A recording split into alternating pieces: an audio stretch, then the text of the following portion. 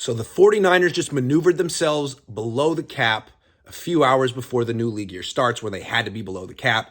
They restructured Arik Armstead's contract and George Kittle's contract and saved about almost 19 million in cap space. Went from almost 10 million over the cap, to now 9 million under the cap.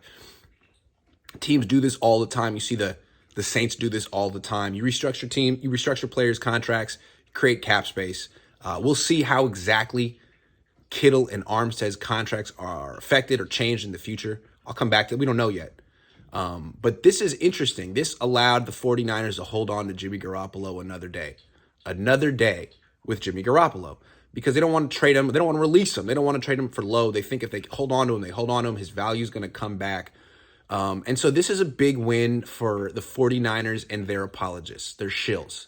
The people that always want to say the Niners are doing the right thing. What they're going to say is, look, all those negative Nancys who said the Niners needed to move Jimmy Garoppolo to get cap space, they don't know what they're talking about.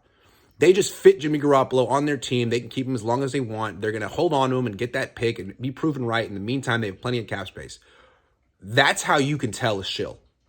If you're trying to figure out which journalists, which sports entertainers are trying to be on the Niners payroll but aren't yet, those are the ones. The ones who praise this and say that, oh, the Niners never needed to move Jimmy. Because if they had moved Jimmy, they'd have an additional 25 million in cap space, which is important. You could use that cap space to push this team over the top and win a Super Bowl. 9 million in cap space, they're not going to be major players in free agency. They're going to have to save a lot of that to sign their draft picks. So it gets them in position to be an NFL team in the new league year, but it doesn't put them in position to be major players in free agency the way they should be had they just gotten rid of Jimmy Garoppolo.